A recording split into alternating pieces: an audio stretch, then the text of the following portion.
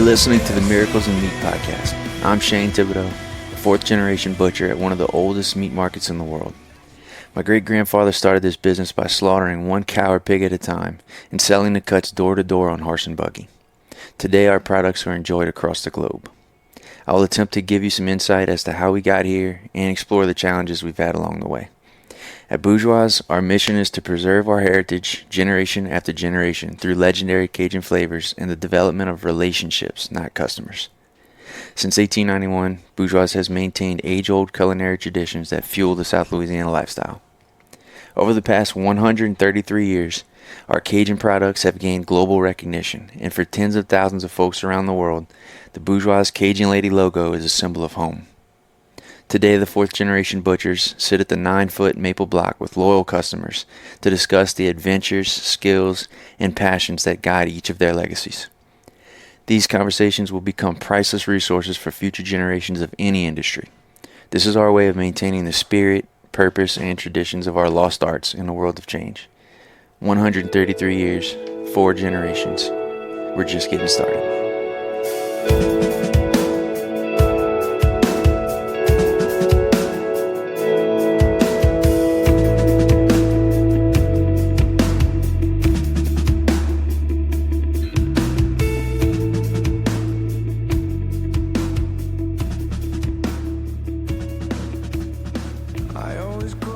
All right, next up we got some questions. If you go to our website, bourgeoismeatmarket.com, you click on Miracles in Meat podcast at the top. That's the page that has all of our podcast episodes. Keep scrolling. You're going to see a form that says submit a question to the podcast. You can submit a question, comment, concern, feedback, something like that. You can even upload an audio file and do a little something like that. We'll either read it or we'll play it on a future episode. So if you didn't know that was there, go check it out. Send us something. We'd love to get these questions because a lot of the questions we take for granted, and we think everyone knows the answers to them. But I guess it's obvious that we don't do a good job pushing our info out there. So this is a little bit for fun and a little bit to help people out. So send them in. All right, here's a question from Facebook. Are y'all open today? Let's see. This was on March 4th. When was that? Looks like that was a Tuesday. Okay, that was Mardi Gras Day. So, no, man, we were actually closed that day. I appreciate the question, and I hope we get many more in. These are really fun. All right, Bart Folse is the owner of Folse Alarm Fire Co. They make some hot sauce, some really good hot sauce, and we actually sell a couple of their products. You can find the bottles on the shelves over at our new store in Gray. This conversation was really special. It turned out to be much more than I could have hoped for. This is actually my first time meeting Bart, so all the questions were genuine, and really just curious about how he got started and what's going on and what the hot sauce business is like. I learned a lot about him. I also learned a lot about us because Bart has a really cool perspective of our place, and he was able to put that into words in a way that really hit home for me.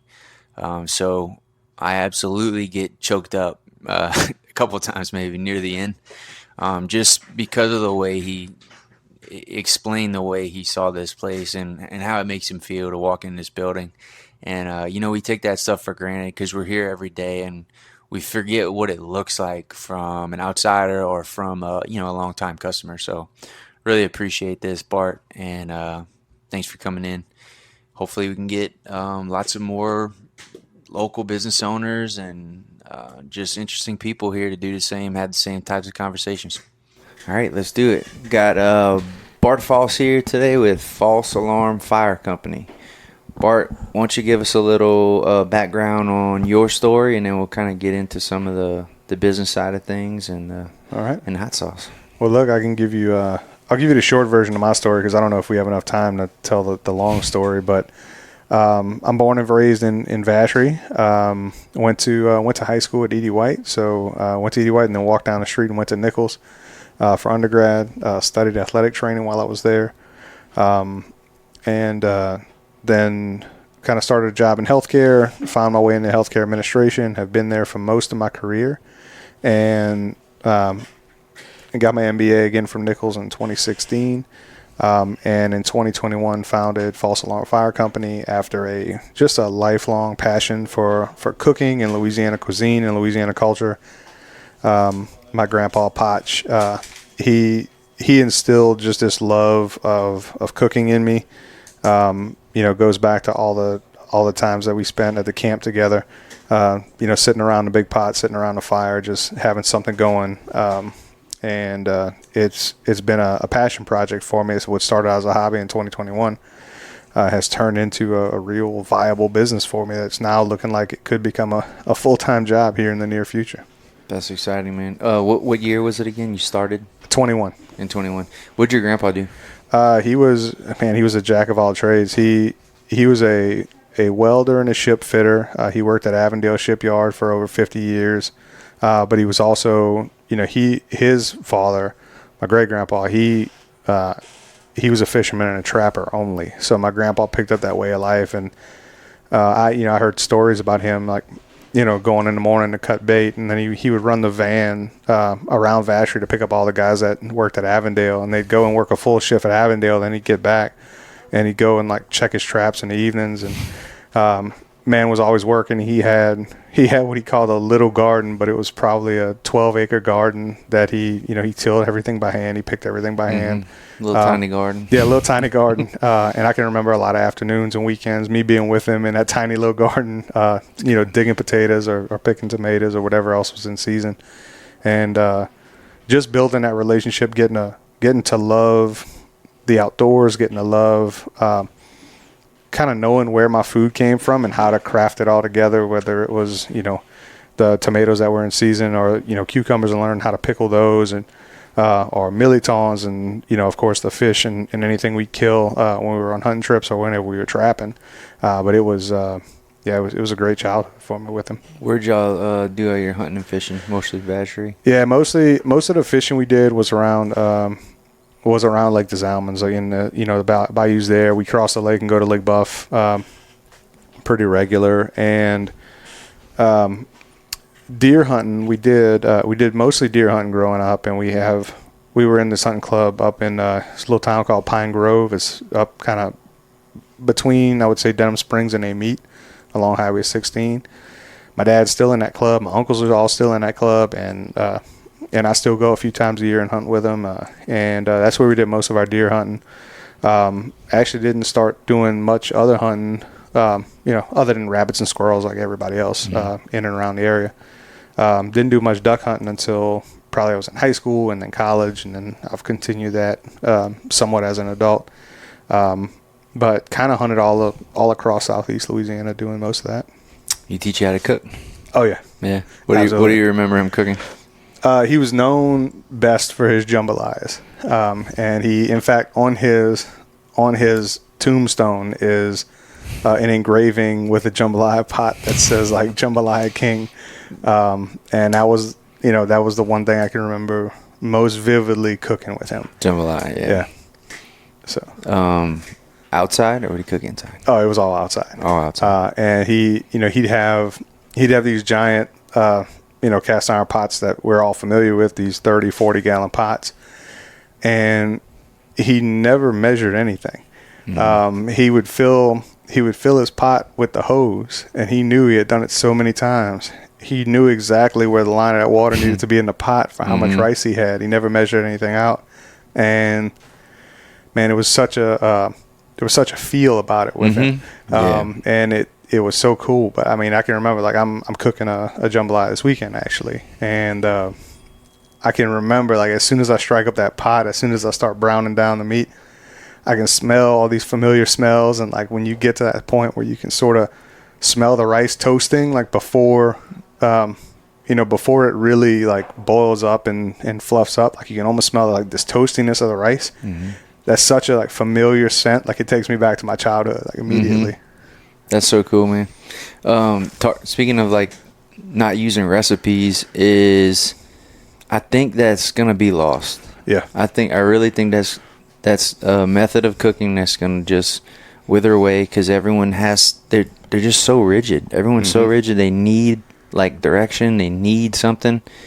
And I think it's fine to get started, and maybe that's how you should get started if you don't have someone like in your family hands-on showing you how to cook. But I think I would suggest to everyone to just try some stuff. Like, forget some of the stuff in the recipe or leave it out on purpose in case one day you got to cook and you don't have it. And now you think you can't cook it because you don't have this one thing. Right. You know? Or even better, swap it out for something else. Yeah. If it calls for crawfish, try shrimp or try crab or hell, throw some smoked meat in there. Like, just try something different to see how flavors work together. That's one of the things I love the most about cooking in particular is you can try something and pretty quickly you know if the result is good or bad. And if it's good, then great. You can try that again. You can modify it again. And if it's bad, there's very little loss. Like you lose a few bucks from what you put in the pot, but otherwise it's it's a valuable learning experience.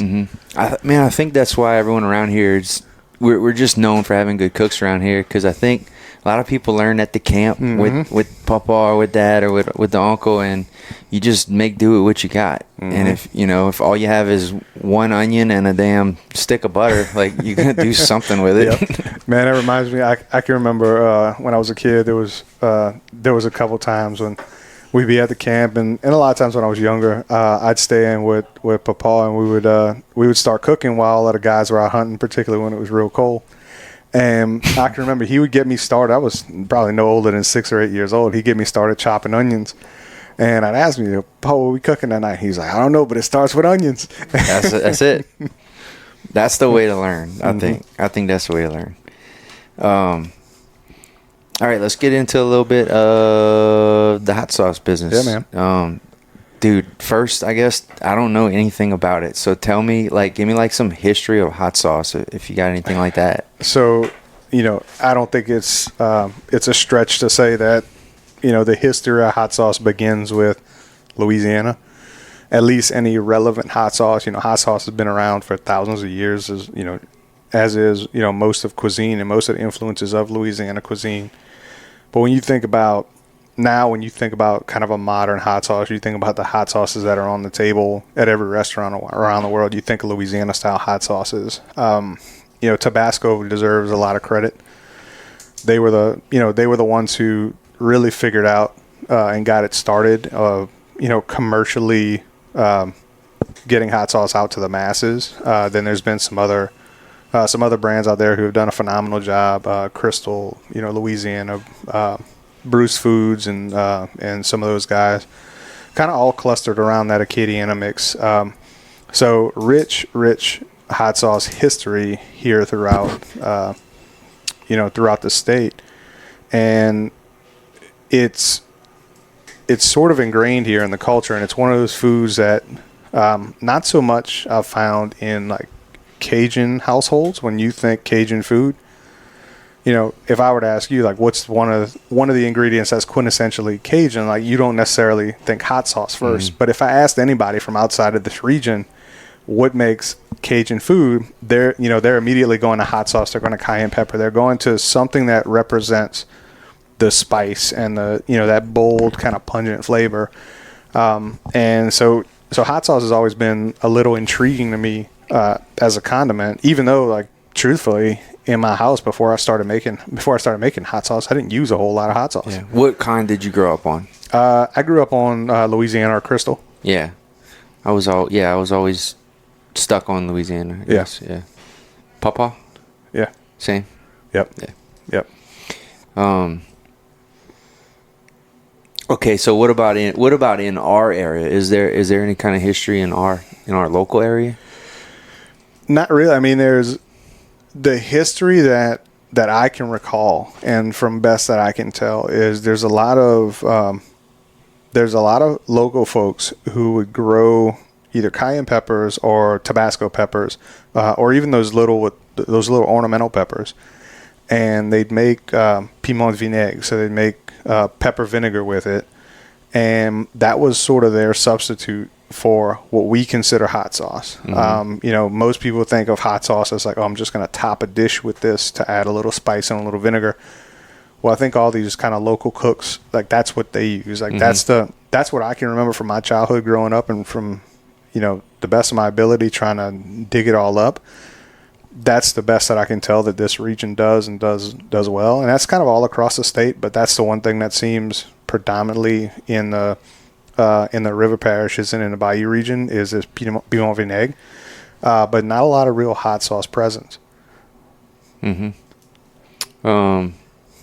Anywhere further out of state? Where's Tabasco at? On Avery Island, so right outside of Have you been there? Yeah. Yeah, you went through the tours and everything. Yeah, I have never. You should. It's a cool spot to go just to see that production and how much sauce they're actually putting out. Just to put in perspective of scale. In a good weekend, I can make about 2,000 bottles of sauce, which sounds like a lot of hot sauce. They're running about 2 million bottles a day on their production. God, that's wild. I would not have guessed that. Yeah, so you should go check them out. It's worth the trip. They recently, like last few years, they redid it, and they now have a cool restaurant on site, and which my buddy Nelson Booty, he runs there. But there's a cool walking tour. You can kind of see the whole island. Did you go? Have you been since you started your business? Yeah, I went back last year, I believe. Yeah. Cool. Well, 23. So I went back in 23. Did you learn anything while you were there, as far as like stuff you can implement at, in your operation? So I lived in New Iberia for 7 or 8 years, and so I got to be very familiar with Tabasco. This was all before I started my business, and little did I know at the time, but all of these things turned out to like influence me, and learning about making a pepper mash, learning about what aging and fermenting those peppers do to create complexity in a particular flavor. That all influenced me, and it kind of stuck in the back of my mind. So when I decided to do this little experiment of like making my first batch of sauce, I knew that I wanted to go that route. I didn't want to just blend up some peppers with some vinegar and call it hot sauce. I wanted to ferment my peppers. I wanted to ferment my mash and figure out if I could do it on my own and create these like complex flavors that you just can't get blending vinegar and peppers. So it's an old process that you're using. Yep. Okay. Did you get to see any of that at Tabasco, or is...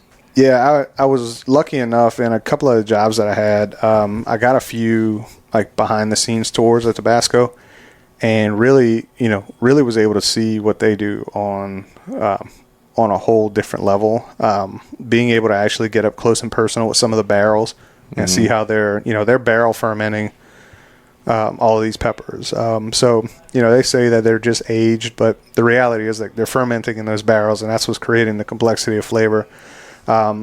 Seeing how they're getting their peppers and turning them into a puree and then mixing them with the salt to get the proper fermentation. And a lot of what Tabasco is doing, I found out later, is something that's sort of they've imitated that Asians have been doing for centuries. In these clay pots, they would ferment peppers, or they ferment a lot of different vegetables in these clay pots, and it would turn them into these wonderful sauces. I mean, that's how soy sauce is made. That's how most of fish sauce, oyster sauce, like all of these things that you see in Asian cooking, they all follow a pretty similar method where it puts a vegetable or puts some sort of item into a clay pot with salt or a salt brine, and it ferments, and over time it turns into this complex sauce. And Tabasco imitated that and put it in. What they did differently was they put it into wood barrels and let it age in wood barrels instead of in clay pots. And that wood ingrains a lot of flavor into the peppers as well. Gotcha. And over time, you get this really complex sauce. Have you tried that? The mash? Wood barrels. I haven't tried wood barrels yet. I did one small batch. Yeah, dude. Yeah, I want to talk to Noah over at Bayou Terrebonne and see if I can get a used barrel. Now you're talking. I did one small batch with like a 1 gallon barrel one time, and it was by far my favorite sauce that I've made. Cool. Yeah. Yeah, well, that's something to chase, I guess. Yeah. Okay, how do you make hot sauce? So it's actually a fairly simple process. If I grow a little pepper in my yard, what to start with? So it really doesn't matter what kind of peppers you start with. Anything that has, even you could do it with bell peppers if you want to. You're just not going to have any heat. Okay. But it's actually pretty simple. You take your peppers, your whole peppers, or in my case, like I'd like to kind of put them in a food processor and chop them up real good so that you can fit more in any given space. Then you cover those either in pure salt, based on it's like 3% salt per weight of peppers that you have, or the easier way, and the way that I got started was with a saltwater brine. So you create a 2.5 to 3% saltwater brine, and you immerse everything in there. And then just like you were making homemade wine, you would top it and then have a little airlock so that nothing can get in, and you just let it ferment for like 7 to 10 days. And you'll see it's going to kind of get cloudy, and most of the peppers and stuff are going to sink to the bottom. And that's when you know like it's fully fermented. From there, there's some guys who just blend that whole, they blend that whole mash liquid and everything all into their sauce, and like that becomes their sauce. I don't do that. It does impart a particular flavor. It's a little bit too funky for my taste and for what I'm going for. So generally what I'll do is I leave the brine out. I blend my peppers into a fine paste, and then I'll add some vinegar back to it, and that's pretty much the process. No, like filtration. Not you can Stuff like that. You can, but I tend not to. I've gotten to the point now where it started kind of early. I used a food mill. Really early on, I was using a hand food mill, and I was grinding everything down because, as you imagine, you get a pretty thick paste from blending up all these pepper parts and their seeds and whatnot. And all the food mill really did was it took the seeds out of what I was doing, but everything else got grinded into this like really fine paste. So when you cut it with vinegar, it turns into kind of a liquidy consistency. There are some hot sauce manufacturers out there that really kind of fine filter their stuff, and they keep all of the particulate out. I don't like doing that. I like keeping some of the skin. I like keeping the pulp of the pepper in there because that's what imparts the flavor of the pepper more so than just the heat.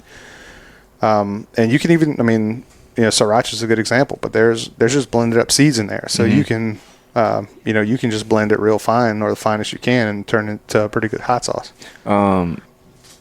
Can you taste the hot sauce and tell what kind of pepper it comes from? Or are most people using like blends of different peppers, I guess? Most people are using blends, but yeah, I think you can. If you at this point, I'm far from a master or a pepper sommelier, but I've gotten pretty good at knowing what the flavor profile of each pepper is and knowing how to pair it. How many different peppers are you working with? So me, it's primarily 3 in most of my sauces. For my Louisiana style sauces, I use cayenne and red jalapeno. So that's for paches and the pope. I use cayenne and red jalapeno. The reason being, like, I like the heat level on both of those. I love the color, and the flavor of those peppers is, to me, the most distinctly sort of Louisiana. There's a lot greater sort of like, and it's strange to say this, there's a more fruity element to a red jalapeno than there is to just cayenne, or than there is even to Tabasco pepper. And that additional fruity element, actually, it does something to complement the rest of the sauce or cause it to be a little more complex. And then in my other sauces, so in my Grand Isle, which is mango, pineapple, habanero, and then cherry bounce, I use habaneros. I use red habaneros in there. And the reason I use habaneros is just that. It's that fruitiness. Most people don't think of peppers having any flavor other than just heat. But habaneros, and really, really well done habaneros, have a really distinct sort of sweet fruitiness to them. And if you can get past the heat, you can really enjoy the fruit of that. And I think, mango and pineapple is kind of a classic combination with habanero because it's along sort of that same flavor profile. The cherry bounce is one that is It's my most sort of bizarre sauce, but it's also grown to be quickly like one of my favorite sauces and one of my best sellers. It's cherry, balsamic vinegar, honey, and habanero, and all of those flavors work really well together to give you something that's sweet and tangy and spicy and complex and a little bit tart, and it just works. I just tasted. Bart brought me a little gift box with. He's got the Grand Isle, he's got the Patches, the Shines, seasoning, the Pope, and Cherry Bounce. And I just took a little lick of the Grand Isle. It's got the pineapple mango and orange habanero. Mm-hmm. I'm thinking tacos with red snapper. Yep. Man, yeah, it's great. I love that sauce. Like I love that sauce with my wife fish. would like this. Shrimp. Yeah. I could see that all over some shrimp. Yep. So there's I did send a few boxes as part of my marketing campaign. I sent a few boxes to a few influencers, and there's one guy, emails Cajun Kitchen, if you're following him on the socials. He did a baked redfish on the half shell, and he topped it with that. And the recipe got a lot of traction. Actually did a lot of good for me in my business. I think I sold out a Grand Isle the day that he posted that video. Awesome. That's the one he used, the Grand Isle? Yeah. He did that on the redfish? Yep. Cool. All right, I got a couple questions. Sure. We went over how to make it. This is actually the first question I wrote down. When I'm cooking a pot of something and I do want to put some hot sauce in it, when do I put it? I think it depends on what effect you're going for. If you want the heat and the complexity of flavor to really be pronounced, I would say add it early. Give it a chance to get in there, intermingle with all the other flavors. It's why I like using either Patches or the Pope. I like using either of those for marinades. Or like if I'm going to throw some meat on a smoker, just give it a light little mix in with your binder. Mm-hmm. It works really well because a lot of the tartness from the vinegar sort of cooks out over time, so you're just left with this like complex fermented pepper flavor. It's like a deeper flavor. Yep. I was always curious about that, and I don't know. That's something I do think about every time I grab some, and I want to. And I don't often cook with it, but whenever I do, every time I go, should I put this in earlier or should I wait till a little later? Yeah, if you feel like the dish needs a little more acid, where you feel like it's a little too rich and you want to add something to cut through the richness, hot sauce is a great solution for that because it's both acidic and it's spicy. So right both at the of end. Those, right at the end. Yeah. Are you a put it in the pot guy or a put it on the bowl? I'm mostly a put it on the bowl guy. Okay. But I will, like I've already alluded to, I will season my proteins with it before it goes in the pot. So, all right, you're cooking gumbo at your house, and you invite me. You're putting it in the pot? I am seasoning my chicken with hot sauce. I probably go with Patches because I do a little less garlic in my gumbos, but I'll go with Patches to season my chicken. But once the chicken's in the pot, I'm not adding a whole lot of hot sauce, if any, to that. I like to let the flavors of what's already on the chicken or in the pot kind of flavor the dish, and then I'll have the bottle of Patches at the table for you to top it off with. No trouble like burning in the searing process or anything like that? No. That's I've always been curious about that too. What you putting in a fish fry right there? I like putting the Pope in a fish fry. Pope's a little more garlicky. It's a little more garlicky, so it's something a little different than what you'll find in Louisiana or Tabasco or of the like. Definitely has a lot more garlic content than the rest of them. So it's a nice different little twist on it. But I lean for the Pope on that. The Pope's my best seller. People love it.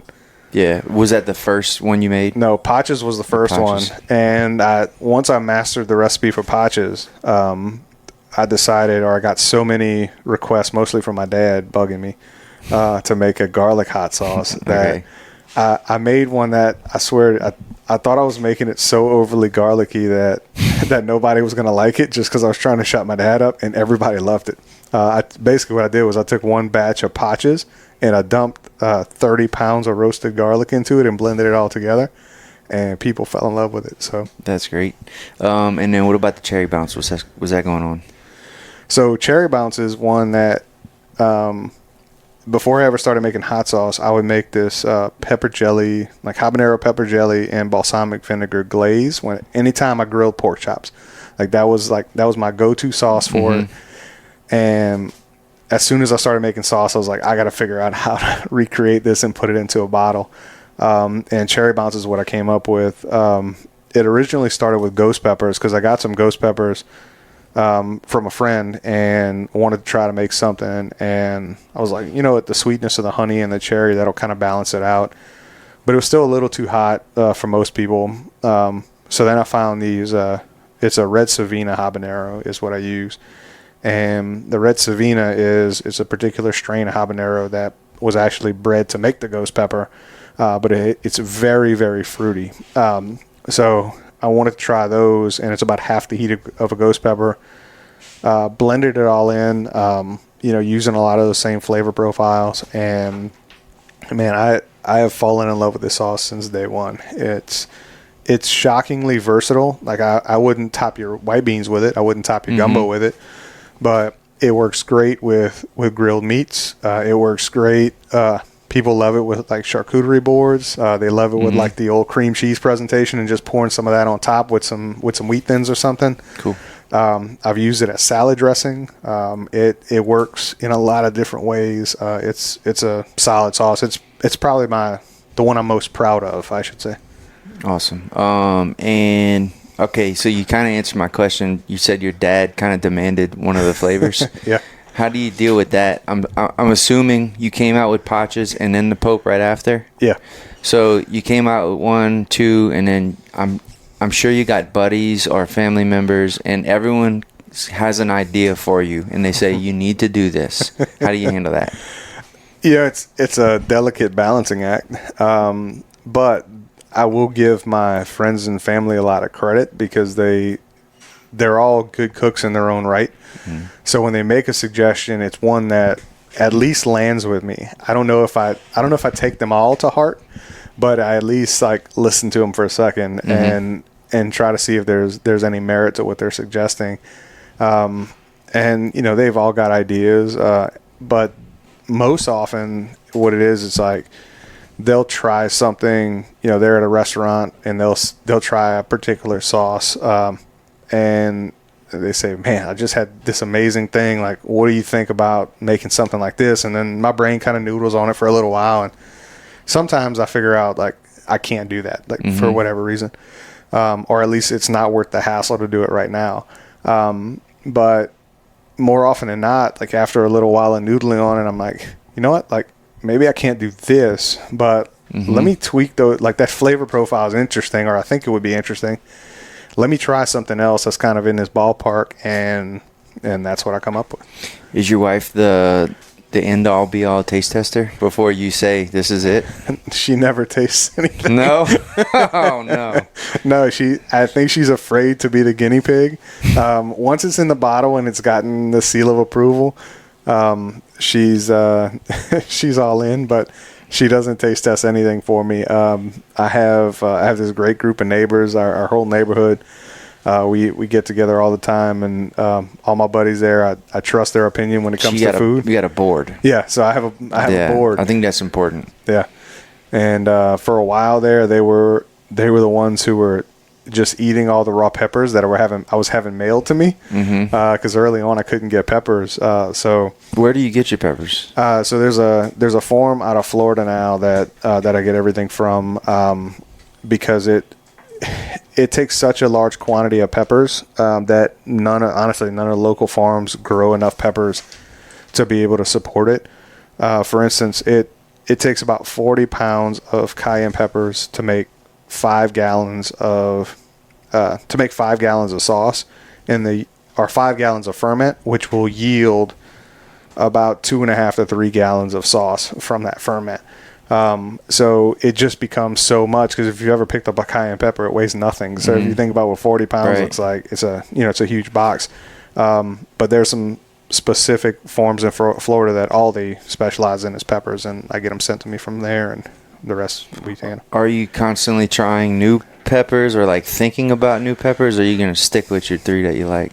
So I'm always open to trying new things. When I first started out, it was kind of out of necessity.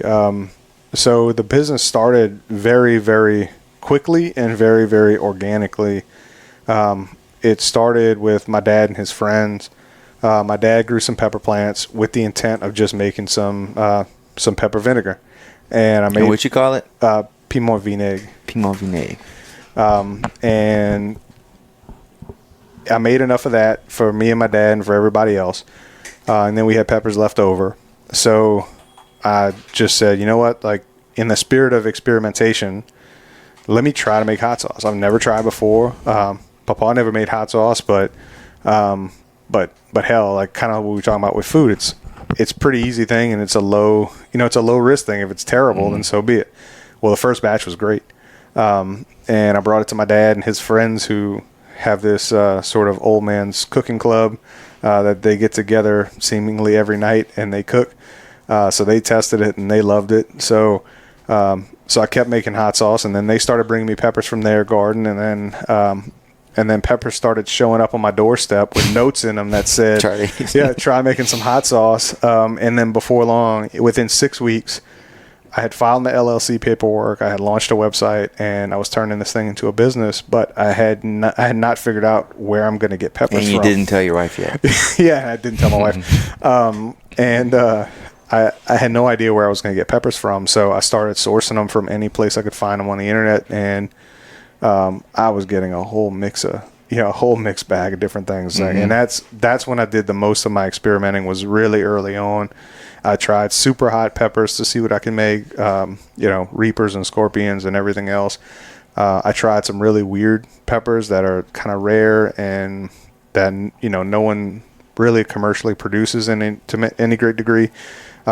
Came up with some really great sauces. That's kind of how all of these sort of, spun out eventually. But there's a couple of sauces that I'm still trying to figure out how to produce them at a large enough scale where it's worth my time, because they're really solid sauces. It's just a matter of like getting them to be at the production capacity that I am now versus making 25 bottles at a time in my kitchen. Another question. Is there a perfect ripeness for the pepper, or does this fermenting process kind of make that not matter? So that's sort of a two-part question. The ripeness definitely matters, but the perfect ripeness depends on what you're trying to get out of the pepper. So it's not a pick it at this time no matter what you're going to use it for. Gotcha. Yeah, that's interesting. So, for instance, red jalapeno is a good example. Like, I use red jalapenos not just for their color, because their color is beautiful, but it's the color and the flavor profile. Because when they're green, I mean, we've all had a green jalapeno that's not pickled. It's very green. It tastes like a vegetable. Tastes green. That's perfect. It tastes green. It's like biting a stalk of spicy celery, basically. But over time, as it ages and as it gets a dark red ripeness, it actually turns less. It takes a little less of the green form, and it tastes more like a sweet bell pepper that also has some spice to it. So it makes for a nice, more full flavor profile for a sauce like this. Because if it was too green, it would take over that entire. Any of these have one pepper in them? Both Grand Isle and Cherry Bounce only have one pepper. There's just the habanero. So the first one you made, you put all three of your favorites in there? I don't have habanero in Patches or the Pope. Are people like allergic to just one type of pepper? Some people say they are, but I think those people are a little bit nuts. Not to discount anybody who might be listening who is really allergic, but when I eat jalapenos, my tongue gets really hot. Yeah, but habaneros are okay. I've heard it all, but in reality, most peppers are from one of two different like genetic class, and I can't remember. of course, because I'm trying to think about it right now, but it's the capsaicin family, which cayenne, jalapeno, habanero, all of these kind of fall into the same technical genetic species. They're all just different iterations of this species. Kind of like the way dogs represent, even though they're all the same species, they represent in 1,000 different ways. Peppers are the same way. So you shouldn't be allergic to one and not all of the others. Of course, I'm not a physician, and and I shouldn't be speaking on people's specific allergies, but they shouldn't be allergic. How often you getting this stuff in your eyes? Less often than one would think, but more often than I would like. So I was in the Marine Corps, and I went through school for embassy security, and we had to get OC spray. And funny story. So it's terrible. It's the worst thing ever. If a cop ever threatened me with a can of it, I would do whatever he said, no matter what, whenever. No questions. But the guys, so they run this little program. They say, hey, if you have your paper or your form, your certificate saying you've already gotten it, like you've already gotten level 1, then we'll do level 2 on you, which is not as bad. It's not directly in your eyes. They put it on a towel and they wipe your face with it instead. So they asked, raise your hand if you already got it and you got your certificate. So the line of people go up there and they let them go first. Well, they take the towel, which is like a terry cloth towel like this, and they spray it on, and they like grab their face and they just scraped it across their skin to where now they just did a big brush burn across their eyes. And a couple people got out of that line because they're like, wow. I'll just take the spray again.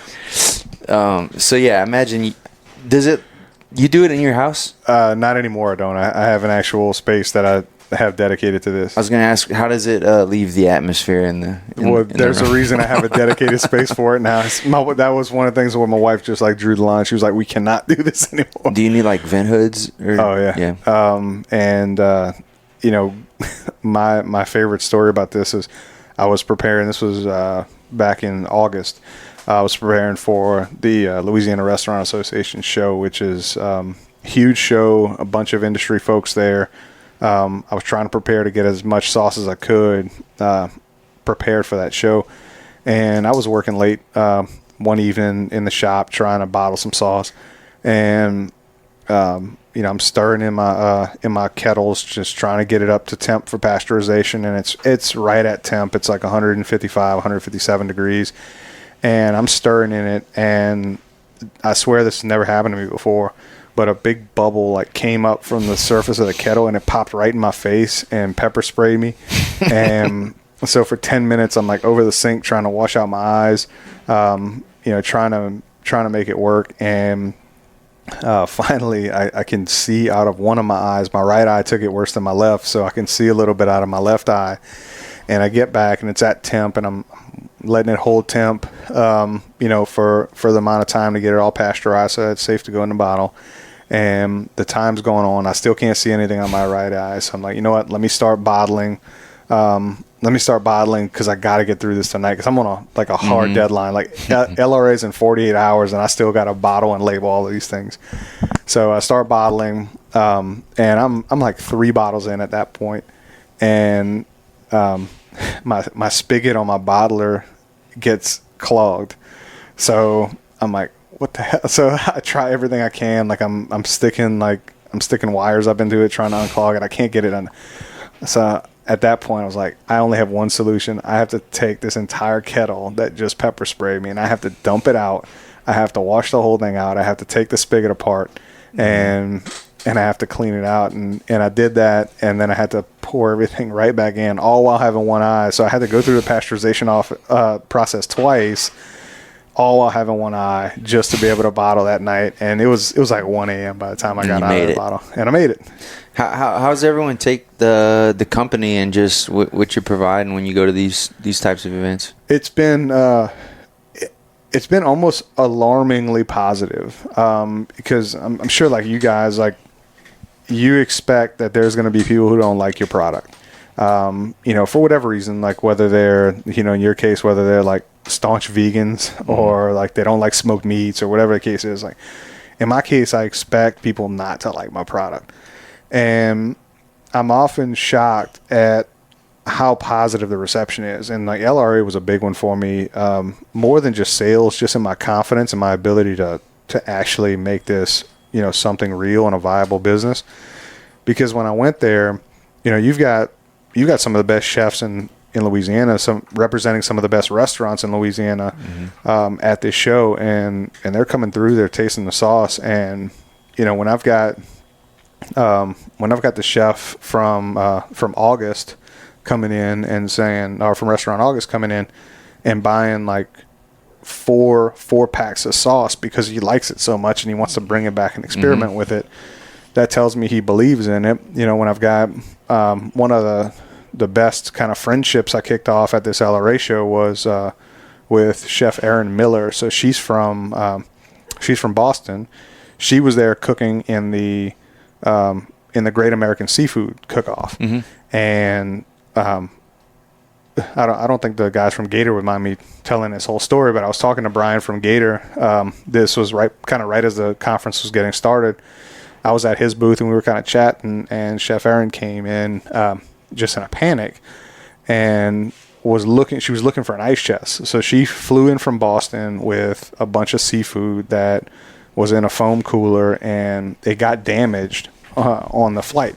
So she's trying to find a cooler to replace it, and she's asking Brian, like, do you have something? I'll put it up there. It'll be on the stage. You'll get all this press. Like, it'll be in the pictures. And Brian's like, I don't really have any. Like, all I have is, like, my display stuff, and it's very minimal, and I need the ones that I have. I was like, well, look, I just unloaded mine. I've got a Gator cooler, like, you're welcome to use. So she uses it, and it turns out she ends up winning the competition. She's the, queen of American seafood. So she comes back to like bring my cooler back and starts tasting the sauces and like loves the sauce. Like her favorite is cherry bounce. But like listening to like a real chef, like real deal, like legitimate, like classically trained chef talk about my sauces in the way that she can, and it just does a lot for your confidence, man. Sure. I bet. Where else, anywhere else this has taken you that, places you didn't expect to be? I feel like at every turn there's something new. I didn't ever expect to have businesses approaching me wanting to, private label, make something for their private label or do something for their corporate gifts. Is that something you're interested in? Yeah. And you getting some gifts, dude. So it's so interesting. I would highly recommend you do whatever you can for that, because it's one thing to be in the food industry and there's another to be in the gift industry. And if you can land something like that, it's amazing. And I'm really finding now that that's a space that my sauces perform really well in. I'm in a handful of boutiques and gift shops right now. And in each of those, my sauces sell very well. And I think what it ultimately comes down to is most of these boutiques, they're stores that are largely for women. And there's usually a small food section. There's usually kind of some specialty food items. And I'll plug Three Stitches here in Thibodaux for a second. Kind of the same thing. They've got their embroidery stuff. They've got their gifts that are primarily women's gifts. But then they've got a small men's section that has, it has the turtle box, or it has your ice chest, and then it's got a small food section that has my stuff in it. Well, guess what? I've got no competition on those shelves.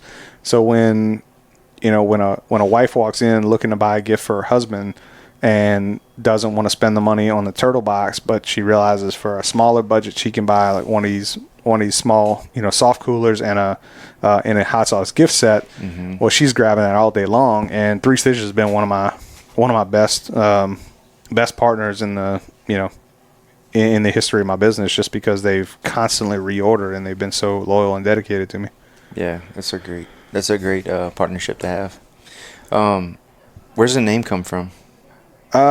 Did you have a list of names and you had you sent them to the board members across the street, or you just knew? No, So I am also very lucky to have a strong group of friends around me who all have this sort of like divergent experience.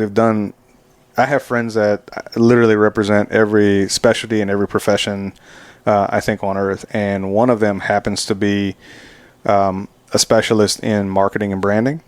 And so I had a conversation with, his name's Todd. I had a conversation with Todd one day, and we were kind of brainstorming names. We were brainstorming, brand ideas. And when I tell you, it started out as like a 20-minute conversation with Todd, and Folse Alarm Fire Company was one of the names we threw out there that we felt really good about.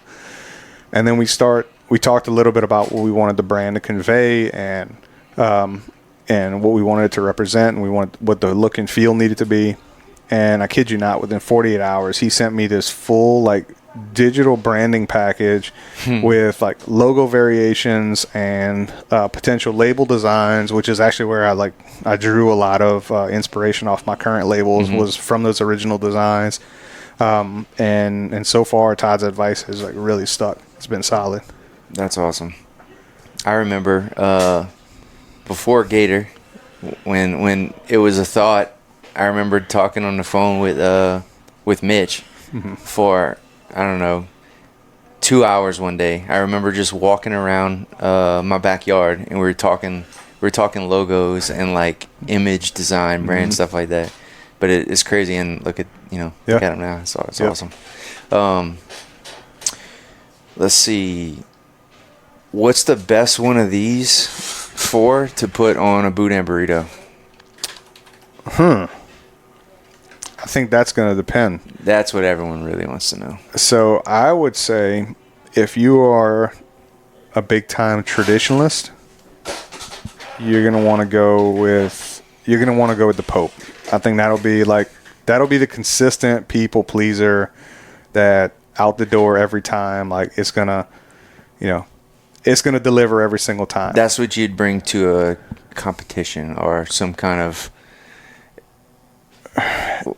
What if you could only enter one? Look, that I would say. Here's what we need. What if you had to compete against all the other hot sauce companies in the world, and it's being dripped on a raw oyster? Oh, that's the Pope every single time. And that's particularly for oysters. I've got an album full of photos of people who have sent me pictures of them using the Pope on oysters. But that's not to discount the rest of the sauces. I think cherry bounce on a boudin burrito would be awesome. Come on. If you're into something a little bit different, I think the potential for that, like it could be a 10. Just thinking through that flavor profile, I think that could be a 10. Cherry bounce works really well with pork. So I think that could be a 10. The Pope, it's going to be a solid 8.5. Putting it on there. What's your secret ingredient? I'll tell you all my ingredients to all the sauces. Man, all right. I'm going to teach you something on that. Here's how we handle the questions. People ask what kind of wood we use for our jerky. We say tree wood. They ask what kind of meat we use. We say cow meat. They ask us what temperature we smoke it at. We say pretty cold. And how long we smoke it for? All day. That's always the answer. That reminds me so much of Podge. And part of the reason I don't mind sharing what's in there is like there's nothing hidden. And because people would ask Podge all the same questions, like, man, how do you make your jambalaya so good? How do you get that right balance of like, you get fluffy rice, but it's not mushy. Like, how do you do that? And he's just like, I just do it. Yeah. It's just, I do it the same way every time. Like, I don't know what to tell you. He's like, come watch and see if you can figure it out. What's like a unexpected food that one of these might pair with? What's something wild that one of your customers sent? Somebody, or actually one of the things that has come up shockingly pretty often has been cherry bounce on pizza. And thinking through it, I can understand how that would work, but that's a combination I would have never thought of. Yeah, everybody likes like a sriracha on pizza. Yeah. Is it hard to get people to try it? Sometimes, yeah. Because there's a lot of people out there who will just say like, "Oh, I'm not a big hot sauce person. I don't like hot sauce." I'm like, "Well, you've never had this hot sauce," and that's always my reply to them is, try it out and tell me what you think, and then let's be the judge. Because I've had countless people tell me like, I wasn't a hot sauce person before. I wasn't a hot sauce person before I tried your sauce, and now I'll put it on everything. Like I blended in my eggs in the morning, and I put it on. I put it on my beans. I season every cut of meat I have with it, and that's really what I'm looking for. Is like it's a more versatile condiment that people give it credit for. Mm-hmm. What about businesses? What about potential vendors or like business partnerships? Mm-hmm. Is it tough to get them to try it? It can be. Thankfully, I'm happy to say you guys were pretty easy to partner with, and I think it's been a good partnership so far. At least for me, it has. So we opened that new market in Gray. Okay, mm-hmm. You would not believe the amount of products that people want us to sell in the store, and if there's a hot sauce out there, you name it, a sample was dropped off. Quail eggs, mm-hmm. jellies, what you name it, it's been dropped off. And so it is a lot to sort through. Some of them are great. Some of them are not so great. Some of them suck a lot. Some of them I can't believe they spent time making a label for it. But we kind of all do, it'll make its rounds. We'll leave it on the table, and somebody new will come in and try this. And they'll try it, like it, no. Yeah, it's good. That's kind of, we have a board system, and made the cut. Yeah. So, everyone must have had good things to say about it. I don't know that we tried all of them at the time. In fact, I think this was the only one I tried before we actually partnered up with you. But Bo might have tried all of them. And so Bo is who I was kind of going back and forth with on it, and his comment to me was when I sent the follow up, because of course I didn't think about the timing of everything, but it was right before Fireman's Fair last year when I dropped everything mm-hmm. off, and just kind of went by the wayside. And then I followed up with Bo a little ways after. He's like, "Man, I'm so sorry. We were caught up in making burgers for the Fireman's Fair." 24,000. Yeah. So his comment to me was, he was like, "Man," he's like, "we love the Pope. We need to get as much of that stuff as we can get in the store." Great. So yeah, that'll go on a burrito. Oh yeah, for me tomorrow. Yeah, tomorrow. You should try the cherry bounce and let me know what you think. I'm gonna try them all. My wife is gonna be excited about this. Yeah. We do a lot of fish, a lot of shrimp. Yep. Love tacos. I'll bust that on some pulled pork, on a little mm-hmm. pulled pork slider or something. Yep. So talk a little bit about the business startup and that whole thing, and I don't know, some problems, struggles, and stuff like that. My struggle from day one, and I think this is a problem that most startup businesses want to have, has been being able to meet demand. And it sounds like, a kind of a sad thing to say, or it sounds like I'm kind of complaining about a good thing, but in reality, in business, like you want to meet all of your customers' demands regardless of what they are, and you want to make them happy every single time. And even being able to say, look, I don't have any of that sauce right now. It's going to be another week before I can make any more. That's the potential of losing a customer and losing them for life. So there's real consequences to that. And that has been, or most of the struggles of the business have come around that, because up until pretty recently, I was making batches of, I think my biggest batch I made at home was, I think it was 75 bottles, in my home kitchen. Now I can make about 2,000 bottles in a weekend. So my capacity has increased dramatically. But even still, I'm making 2,000 bottles in a weekend, and sometimes depending on what they are and what orders I have out there, they're gone in, 2.5 weeks. Mm-hmm. So I'm having to make constantly, and it's a strain. So meeting the demand has been difficult, but more specifically, meeting the demand while also dealing with cash flow challenges in a small business has been tough. Because last April I won the small business pitch competition, the Bayou Region Small Business Pitch Competition, and I won $10,000, which is great, and I'm eternally grateful for that because I was able to buy some equipment and get into my own space. So now I can make 2,000 bottles on a weekend. The problem is every batch that I'm making and have continued to make, every batch has been bigger than the previous batch. So I'm tying up so much cash in future batches that I'm inevitably cash short every single time it comes to produce again. And I'm having to dip into my own, personal cash reserves to float it, which is fine. I mean, that's part of what, it's the hustle. That's part of what I signed up for. But it's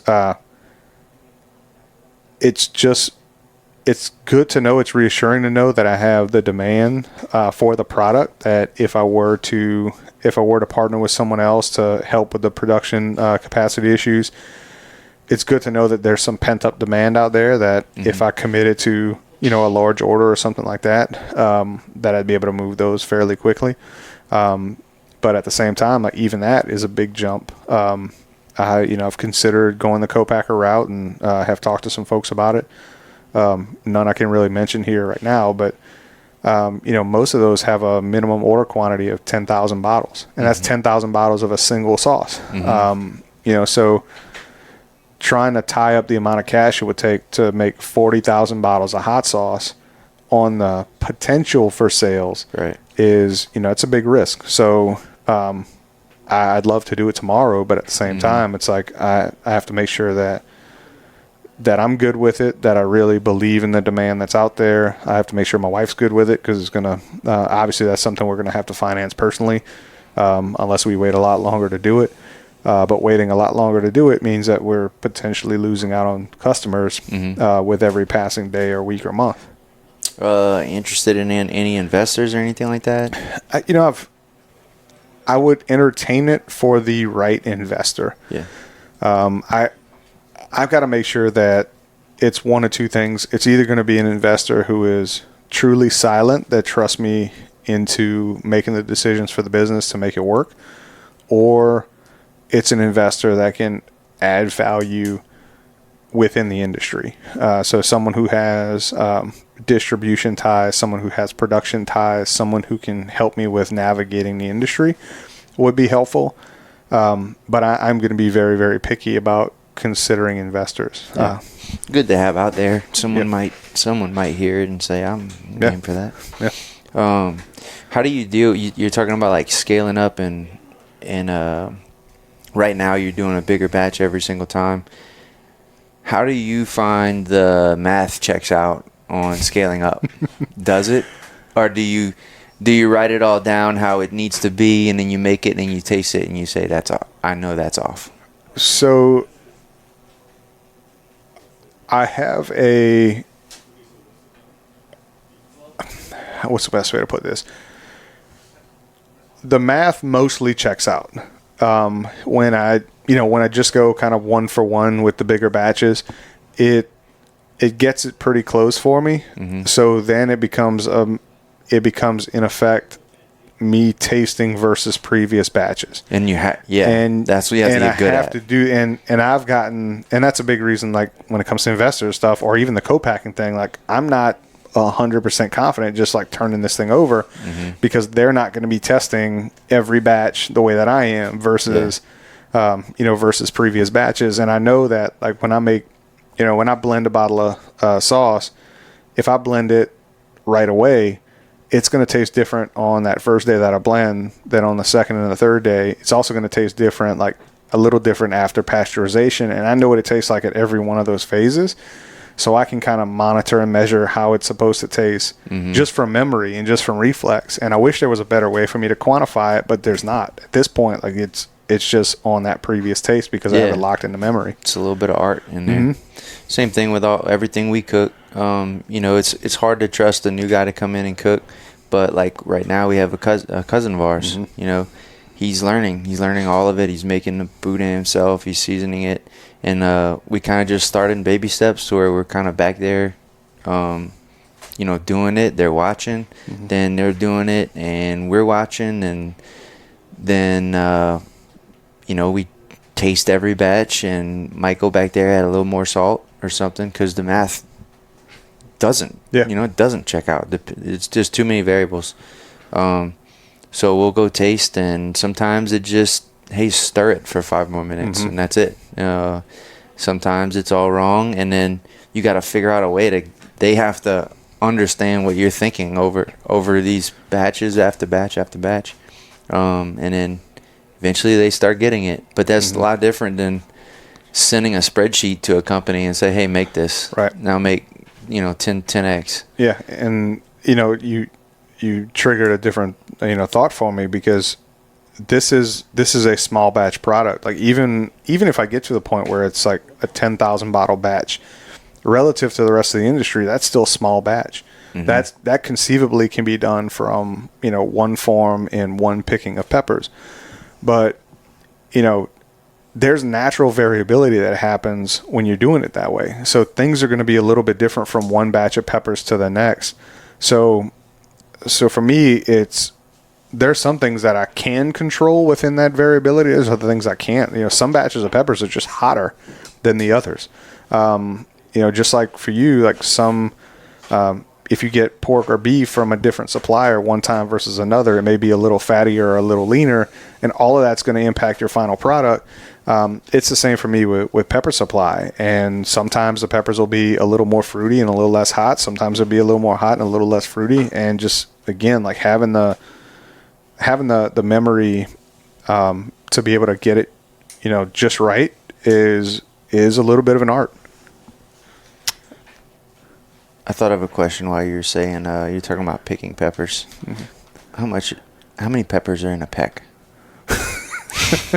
I don't know. Call Peter Piper. I promise I hadn't been thinking about that all day. I swear. So right now, consistency is probably not a huge problem, mm-hmm. right? But I guess it can be. Yeah. And actually, I'm okay with a little bit of variability in the sauces as long as they're checking all the right boxes for me. If the main flavor profile, kind of that core flavor profile, is where I want it and need it to be, then I'm okay with it if it is a little hotter or if it is a little fruitier, because I know that it's still going to check most of the boxes for most of the people. And again, that's sort of the fun of having a small batch product, is that there is going to be a little bit of change. That's why I love small batch bourbon, is because mm-hmm. It's a little bit different every bottle. Now, well, what are you passionate about? The sauce or the peppers? I am passionate about the sauce. It's more of a sauce thing than a pepper thing. Mm-hmm. If you were to venture out into other products, have you thought about that, or is it sauce? I'm thinking about like salsas and chow-chows and I've got a whole line of ideas in my head. Mm-hmm. There's some that I've tried. There's some that I haven't tried on a very small batch, like just for me and my friends and family, because I can't legally sell them. But things like candied jalapenos, like I made for a mm-hmm. while. I made this sweet chili sauce that was incredible. I don't have the right equipment to be able to pasteurize those and make those food safe in my current state. But there's I'd love to do a chow. I'd love to do a salsa. I'd love to do pre-made gravy mixes and gumbos and whatnot. Mm-hmm. Like for me, the business is way more about the stories than it really is even about the sauce. Like mm-hmm. I love the sauce. Like I love the process of making the sauce and blending a sauce and creating a new sauce. I love that part. But the fact that I also get to use those things as vehicles to tell stories about, people I care about, or places I care about, or things that I care about, or just even, random throwaway memories I have, like the cherry bounce, being the alcohol that I think of when I think of my grandma, because it was the only alcohol she drank was homemade cherry bounce. Come on, that's where it came from? That's where the name came from. That's awesome. So every one of these things is tied to some sort of memory or some sort of some sort of legacy of someone. What about any future plans coming up soon? Any kind of changes? Well, I do think that the co-packing thing is probably something that would be the next big thing, and that could happen relatively soon. Mm-hmm. I've pretty much maxed out what my current production is in my space and just my ability with the number of hours in the day. I am, this is still not a full-time job for me. And I don't know that it'll ever really be a full-time job, nor do I want it to be. I think if it became my only source of income, it would probably turn into more of a job and less of a kind of a passion project. Mm-hmm. But that doesn't mean I don't want to continue to grow it and make it successful. I want, I want to blow the doors off this thing with the business. But we're a ways away from doing that. I think co-packing is probably the next big step. If I can do that, and that puts me on a trajectory to do more sales. And I hate saying that word because it sounds just sort of greasy. But if I could do more sales or at least tell more stories, I think the stories and the quality of the sauce sells it. Mm-hmm. And everyone who tastes it, or almost everyone, loves it. And if I can continue with that and have someone else produce it for me and maintain that level of quality, then I'll be in good shape. Yeah, man, just giving, like you said, you send in some bottles and stuff to some influencers. Mm-hmm. That goes such a long way. Not the influencer thing, but Joe Blow down the street, or you go to someone's camp and you leave a bottle. Like, man, that stuff will come back so fast at your face. Yep. And I think people, rightfully so, but when they start a business, you have to make ends meet, and you have to be stingy. Like, every bottle you give away came off of a number somewhere, and I think the goal is to get to where at least you're breaking even, but get it into everyone you can. Yep. Like, put it in every in every mouth you can find. I am so happy you're bringing this up, because this is something my wife and I, like, we don't ever fight about this, but she's made comments to me more often than I care to admit, because I am very liberal with how much sauce I give away. Mm-hmm. And how many times I will eat the cost, not only on the bottles of sauce, but on the shipping label and on everything else to get it to the right person, just, at a shot in the dark. Mm-hmm. And, how many cases of sauces I've given to my dad to take to the camp or to give to his buddies, or, to do whatever. Because I believe in that same thing. It's like, it only takes one bottle that gets to the right guy who gets to the right guy. Yeah. And all of a sudden it completely changes the business. So, my my actual margins are probably twice as good as what I'm actually seeing. Yeah. Because I'm giving away so much sauce. I think that's it. And I don't think that should ever stop. No, I agree. Look at it as a reward down the road if you get to do it, and keep doing it. Yeah. And I had a buddy of mine, it's kind of funny, a buddy of mine from high school. We were on the phone the other day, and he said, he's talking to people around town, and somehow or another my name comes up, and I'm slowly but surely come to be known as the hot sauce guy. And I think part of it is just because I've had to give so much away, and I've been working for the last year for sure, like really promoting it and trying to get it out there and trying to have people try it. And it's been awesome, just being a whole part of that process. And to think that, like, this really just kind of started from an experiment is kind of wild. Yeah, it's organic. It's not salesy. Yeah. And the part back to what we were talking about, getting dropped off all these products to try, and people want to sell. Like, they really do. And not that you don't either. You hope that too. But I understand where you're coming from, and it is also, half about just spreading the story and getting the exposure. Yep. Not so much will this dollar come back to me. Right. I think if that's all people think about, I don't know if they're going to run their wheels out. Yeah, I agree. I mean, it's I can talk for hours about this, but just like getting to be here and recording this podcast with you today and share stories about my grandpa and like what he meant to me. Like that's the reward for me. Like I love, trust me, like I would love it if I could become independently wealthy off of hot sauce, but the real reward is being able to get his legacy to continue to live on. Cause he meant so much to me.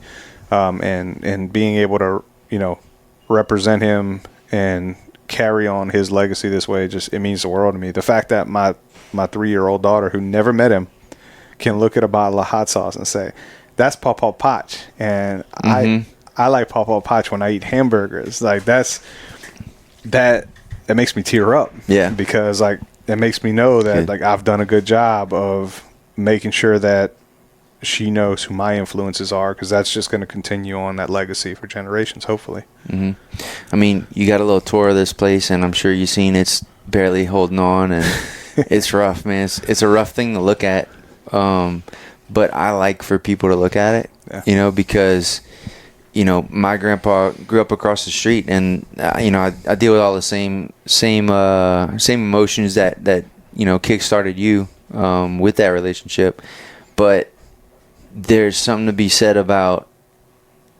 just a gnarly old building. Yep. Like, yes, we could fancy this place up. That would do a disservice to what we do and how we do things. And I think why we're, partially why we're successful.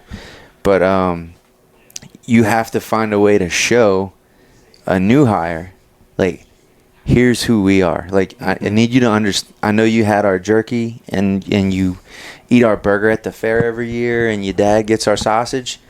You don't understand who we are. I'm going to show you. Like, and that's a long process. It could take, they could be on their 3rd or 4th year before they go, oh, they're like, okay, I'm bought in.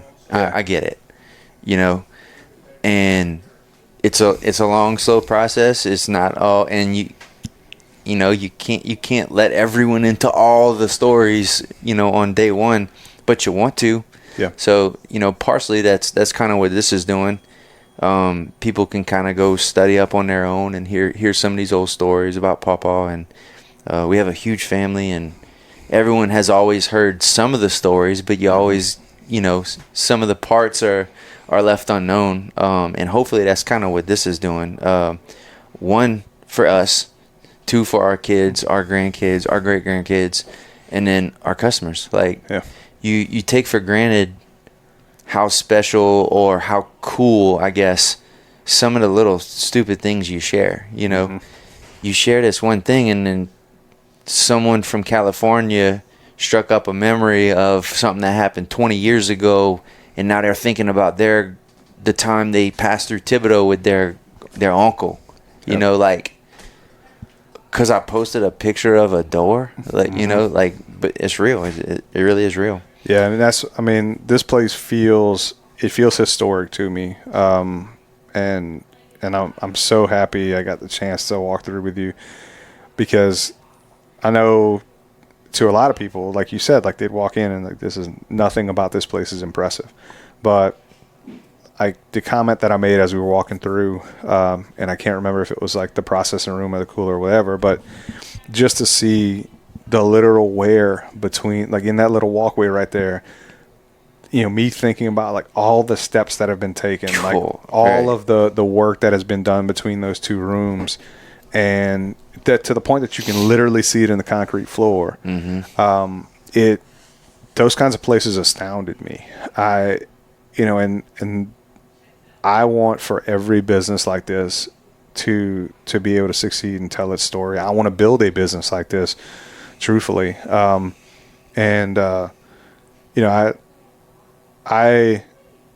have really sort of, fantasized a little bit about the bourgeois meat market story. And I don't know if I've told you or Bo or anybody this before, but I've got such admiration for what you guys have done as a family, keeping this thing open and going for as long as you have, that I really believe like this is one of like Louisiana's historic places.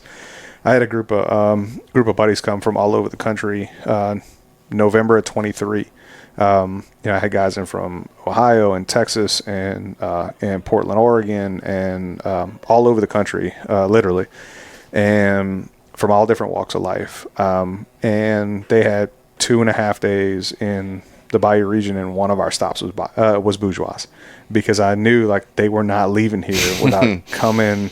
That's awesome. Without coming into this meat market that is historic, that's been open for over 100 years, that has all of this history behind it. And I'm going to tell you, like, every one of those guys, like, walking into this place, like into this building, where you feel the history on the walls and you just want to know like all of the stories that these walls could tell, like that meant the world to them. And I want to share that with you, because like that's the kind of memories you're making for other people. It's awesome, man. I think I got some hot sauce in both my eyes. That's really great. I appreciate that. And I do forget that. We all do. But you forget it, and then you forget to teach it, and then you don't know how to word it. So this will be a good history lesson on our next training day. Good.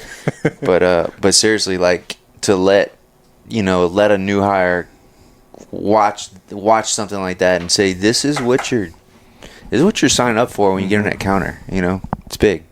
Yep. This represents more than just you, or more than just a local meat market. Like this is 100+ years of history that you're representing. Awesome, man. Anything else? No, I think I'm good. Folse Alarm Fire Company.com. Yep. Type thing. FalseAlarm.com. FalseAlarm.com. Can get all of everything you have. You got apparel, other stuff too. You ship straight to your door and everything. Yep.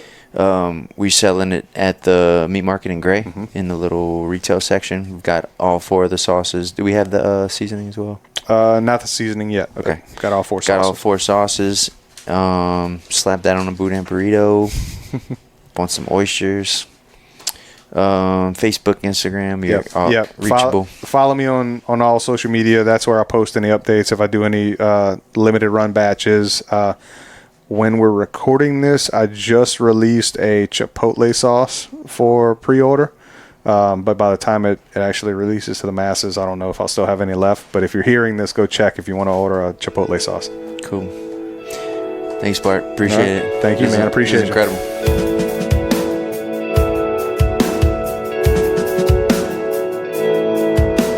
All right, that's it for this episode of the Miracles of Meat podcast. We ask that you share it with at least one person in your life that you think needs to hear it. If you got a little something from it, you got some little goose pimples, or it just gave you some feel goods, send it to someone else. Let them feel that too. And if you loved it, please leave us a 5-star review. That'll really help out. And if you only loved it like 4 stars worth, please do not leave a review. Same thing with the 1 through 3. Not interested in any of those, only 5 stars. If you have any personal questions or comments about the episode, shoot them over to Bourgeois Meat Market on Facebook or Instagram, and we'll reach back out. And if you have any ideas for any cool future guests, please shoot those over too. We're always interested in hearing who else is out there and what kind of cool stories we might be able to bring into this place. See you next time. Thanks for listening.